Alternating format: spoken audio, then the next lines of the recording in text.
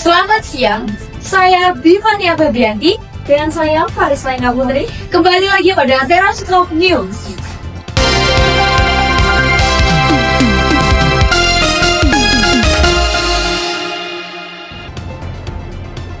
Aktivitas tambang emas ilegal di Kabupaten Lebong, Provinsi Bengkulu kembali memunculkan kekhawatiran kerusakan lingkungan yang ditimbulkan dinilai semakin meluas dan mulai mengancam ekosistem perairan serta kesehatan masyarakat. Dan tak hanya menimbulkan perubahan pada struktur tanah dan hilangnya tutupan hutan, proses penambangan ini juga diduga tidak memenuhi izin masa. Dan ini juga diduga menyebabkan pencemaran sungai akibat penggunaan merkuri dan bahan kimia berbahaya lainnya. Di balik tenangnya aliran sungai di Lebong, tersembunyi ancaman yang kian membesar. Aktivitas tambang emas ilegal terus merengsek masuk, meninggalkan jejak kerusakan yang tak lagi dapat diabaikan. Alam yang dahulu menjadi sumber kehidupan, kini berubah menjadi ruang yang terkontaminasi. Setiap hari, hutan ditebang, tanah dikeruk dan sungai menjadi tempat pelarian limbah penambangan. Penggunaan merkuri dan bahan kimia berbahaya lainnya menjadikan perairan Lebong dalam kondisi paling rentan sepanjang sejarahnya.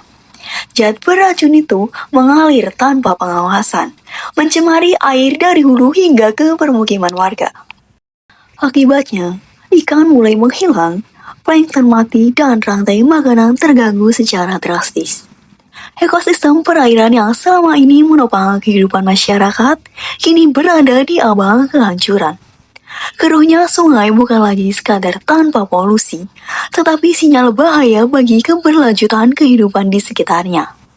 Di daratan, kerusakan tata ruang terlihat jelas. Hutan-hutan terbuka, tanah terkelupas, dan tebing rawan longsor menjadi bukti betapa tak terkendalinya aktivitas tambang ilegal.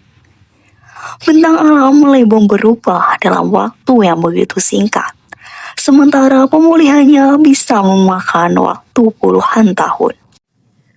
Krisis ekologis ini bukan sekedar persoalan lingkungan, tetapi juga persoalan masa depan. Jika tambang emas ilegal tidak dihentikan, generasi mendatang akan mewarisi kerusakan yang tak terhentikan. Lebong, yang seharusnya menjadi tanah penuh potensi, kini berada di ujung tanduk. Pertanyaannya, apakah kita akan membiarkan kerusakan ini terus berjalan? Langsung saja kita ke reporter kita, yaitu Afriska yang berada di lokasi tempat di mana penambangan ini tanpa izin. Langsung saja, bagaimana keadaan di sana, Afriska? Baik, Farisa dan juga Biva, kondisi di lapangan memang sangat-sangat memprihatinkan.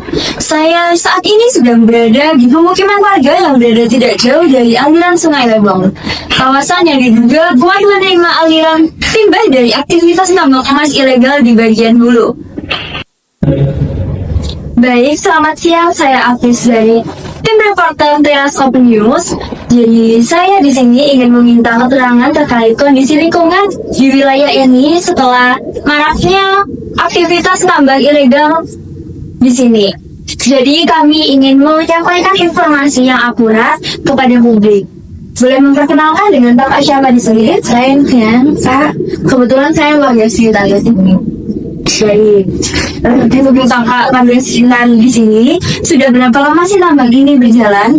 Kalau penambangan emas di sini sudah cukup lama ya Kak. Dari saya kecil itu sudah mulai ada aktivitas ilegal ini dan sampai sekarang pun semakin banyak tambangnya. Lalu bagaimana dampak kepada lingkungannya sejak adanya tambang emas ilegal di sini?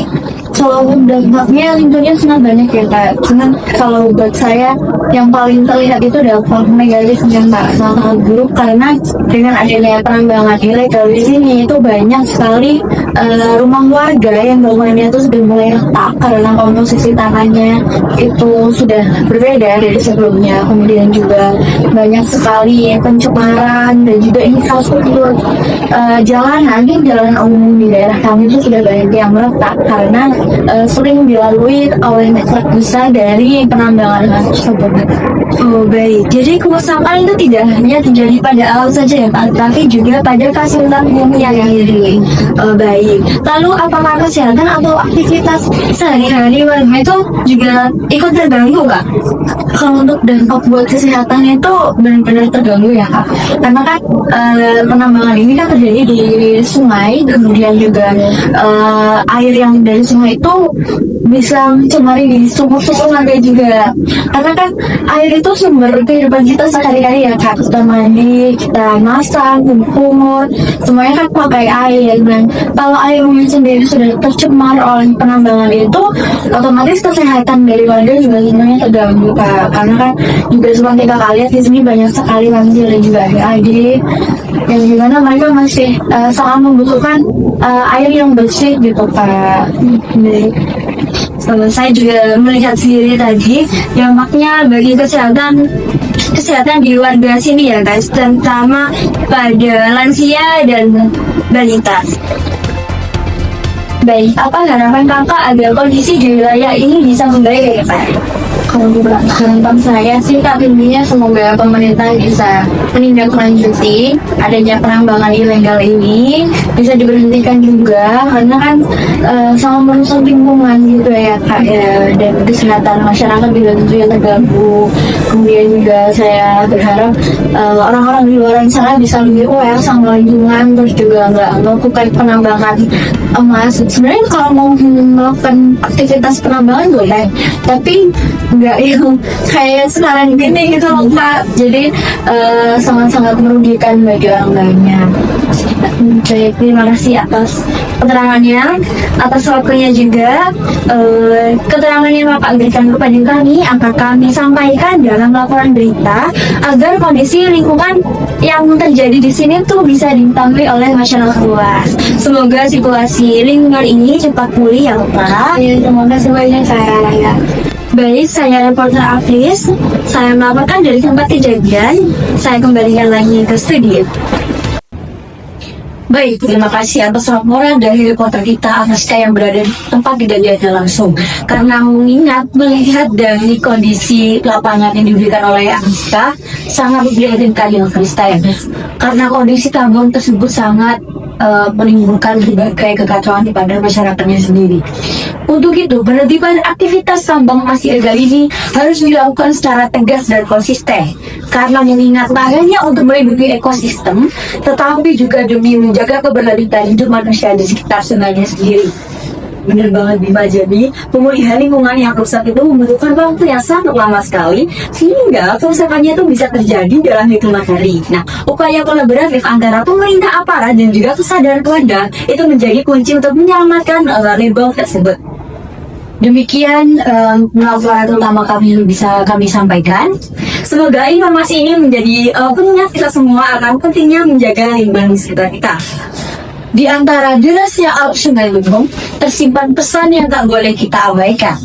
Selamatkan alam hari ini sebelum ia berhenti bicara esok hari.